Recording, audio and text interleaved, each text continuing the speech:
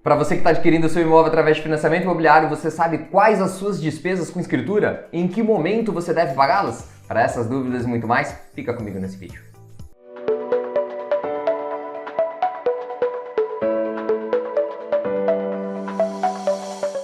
Para você que está adquirindo o seu imóvel através de financiamento imobiliário, as taxas com escritura e como você deve calculá-la. Pessoal, são 3 despesas que são pagas no momento da aquisição do seu imóvel, tá? E às vezes até 4 despesas, vai depender um pouco da região, mas vamos falar um pouquinho desses 4 itens aí. Primeiro item é a tarifa do banco, cobrada e chamada como tarifa de avaliação. Eu sempre costumo enfatizar muito que a tarifa de avaliação do banco, pessoal, não é só a tarifa do engenheiro para a vistoria do imóvel, tá? O banco também faz um contrato com força de escritura pública, tá? Então, assim, ele substitui o trabalho que é feito pelo tabelião de notas. Então, não vai ser necessário lavrar uma escritura no tabelião de notas quando se tratar de financiamento imobiliário. O próprio contrato do banco tem força de escritura pública. Então, aquela taxa que é paga para o banco, e isso vai depender de cada banco, é claro, ela envolve tanto o pagamento da tarifa da avaliação do engenheiro, como também a parte desse contrato com força de escritura pública. Em alguns bancos, já dentro dessa tarifa, também já é cobrada a parte do seguro habitacional, que é o seguro do financiamento, que é o seguro que já está incluso nas parcelas do financiamento, que é o seguro obrigatório. Alguns bancos já cobram antecipado junto com a tarifa, outros cobram em duplicidade, né, na primeira prestação. Vai depender muito de qual banco você está fazendo esse seu processo de financiamento, tá? Agora vamos às taxas, pessoal. Essas taxas, elas estão sempre sendo atualizadas. Recentemente a gente teve, na verdade, uma redução, que é uma boa notícia. Mas se a gente for pesquisar, como alguns exemplos, você tem o Banco Itaú, que cobra quase até R$2.000, você tem o Banco Bradesco, que é muito parecido, o Banco Santander, aí vai depender um pouco do valor do imóvel, da sua idade e o momento em que você está fazendo o seu financiamento, tá? Mas vamos colocar que os bancos privados giram mais ou menos uma tarifa em torno aí de R$2.000, tá? Pessoal, feito a tarifa do banco, a gente tem a segunda tarifa, que é o chamado ITBI, Imposto de Transmissão Bens Imóveis. Ele é um imposto municipal, tá?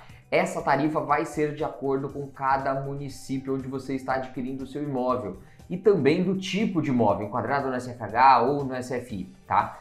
E eu falo assim, muito importante, né? O vídeo a gente grava hoje, eu estou em Santos. Santos, a cidade de Santos cobra 2% da entrada e 1% da parte financiada para os contratos dentro do SFH, tá? O que são os imóveis dentro do SFH? Hoje o SFH em Santos, estado de São Paulo, são imóveis até R$1,5 milhão, tá? Então imóveis residenciais até R$1,5 milhão, onde existe financiamento habitacional, cobra-se 2% da entrada, e a entrada é sempre a parte em recursos próprios e fundo de garantia, tá? E apenas 1% da parte financiada. Então, isso significa que as pessoas que financiam imóveis no SFH em Santos pagam um ITBI menor do que as pessoas que compram à vista, tá?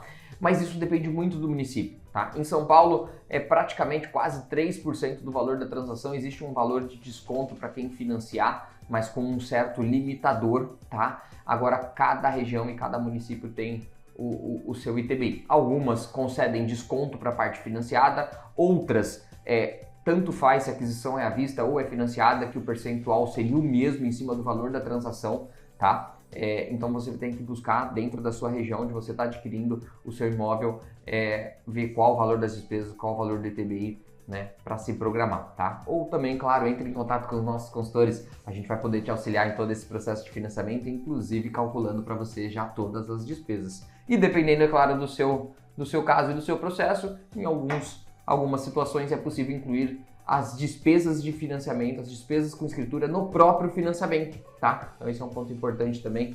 Consulte o seu consultor aqui na GM para ver se também é possível e se é necessário, né? Caso você precise ou não.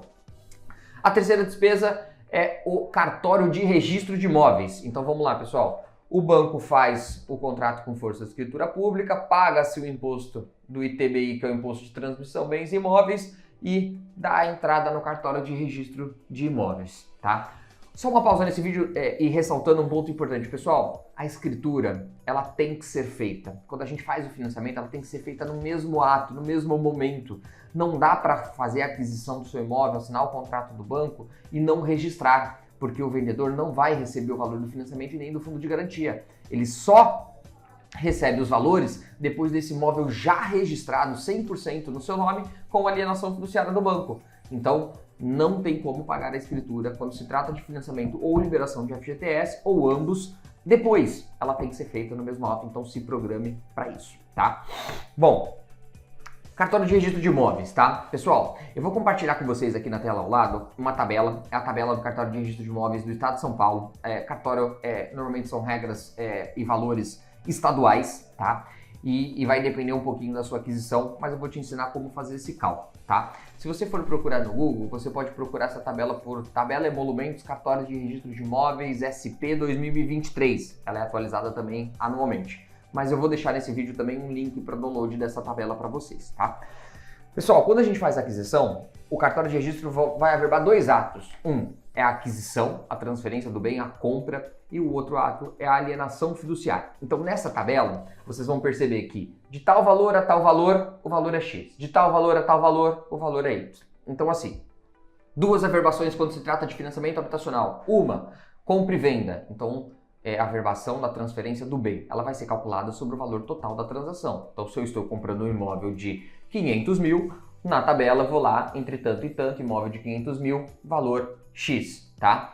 E o outro ato é a alienação fiduciária, que é sobre o valor financiado. Ah, estou comprando um imóvel de 500, a tabela dá X, eu estou financiando 200 dentro da tabela Y. Então, você vai somar o valor da averbação calculado sobre o compra e venda, mais o valor da averbação calculado sobre a alienação fiduciária, normalmente mais o preço de uma matrícula, que custa hoje em torno de R$70. E aqui no escritório, a gente costuma calcular sempre o valor com uma certa margem, coloca sempre um pouquinho mais nesse cálculo da despesa, sempre R$200, R$300 a mais nesse cálculo, tá? Que eu acho que é importantíssimo. Por quê? Porque dentro de cada município, por mais que a tabela seja estadual, dentro de cada município existe um imposto chamado ISS, que é Imposto sobre Serviço, e que pode ter variação de acordo com cada município. É um imposto pequeno, por isso que a gente geralmente coloca uma margem um pouquinho maior exatamente por essa divergência de ISS. E dentro desse pagamento que vai ser feito, desse cálculo, alguns cartórios é feito o pagamento já antes, no momento do ato da entrada já se paga o valor total, em outros cartórios cobra-se só o valor da certidão, que é o valor de R$70, né? E só no final que o cartório faz a conta e já te manda um boleto do valor exato do quanto será cobrado pelo registro de imóveis, tá? Então, pessoal, basicamente, esses três itens que a gente tem falado hoje são os principais, tá? E um ponto importante, cartório de registro de imóveis, quando você está adquirindo um imóvel, tá? Veja bem, preste atenção. Primeira aquisição de imóvel adquirido através de financiamento habitacional no CFH. Primeira aquisição de financiamento. Então, assim, não é um desconto que o cartório de registro concede, não para quem é o único imóvel, não, mas é para o primeiro imóvel adquirido através de financiamento dentro desse FH. As pessoas têm um desconto de praticamente 50%, ela vai ser proporcional ao valor financiado, tá? Então façam essa conta e exijam isso do cartório de registro de imóveis onde vocês vão fazer o registro, que é um ponto importante. Inclusive o cartório costuma exigir, né, hoje, acho que na sua grande totalidade, uma declaração, que a gente costuma dizer que é a declaração de primeiro imóvel, onde o cliente, o comprador e ambas as partes declaram ser ou não ser primeiro imóvel adquirido através de financiamento. E outro ponto importante, em alguns cartórios, né, de registros, acho que hoje na sua grande maioria também, ela pode ser concedido um desconto proporcional. Então, por exemplo, se eu estou adquirindo um imóvel com a minha esposa, porém uma vez eu já tive um imóvel adquirido através de financiamento sozinho antes do casamento e hoje eu estou comprando com ela, então eu não tenho o benefício, né, da concessão do desconto por ser primeiro imóvel, por não ser primeiro imóvel, mas talvez a minha esposa tenha. Então esse também é um ponto importante na hora de dar entrada no registro de imóveis, de preencher a declaração corretamente para um ou para outro, né? No caso tem que ser preenchido para ambos e nem sempre vai ser a primeira aquisição ou não vai ser a primeira aquisição de ambos os compradores. Tá bom? Fechado? Pessoal, essas são as três principais despesas, então parte do banco, né, que é a parte da avaliação da engenharia, contrato com força de escritura pública e muitas vezes já o seguro à vista, né, que está incluso nas parcelas do financiamento, mas ela é cobrada antecipada porque a primeira prestação do financiamento normalmente só vem 30 dias depois. ITBI, que é o Imposto de Transmissão Bens Imóveis, e cartório de registro de imóveis. Pessoal, essa na sua grande maioria são essas três taxas que são pagas, tá? Uma coisa que é importante, o imóvel fica no seu nome, fica no nome do comprador, alienado ao banco, tá? Mas não fica no nome do banco, ele já fica no seu nome, tá? Por isso que se gasta e se tem toda essa despesa para fazer a transferência do bem para o seu nome. Vai ficar a cláusula de alienação fiduciária.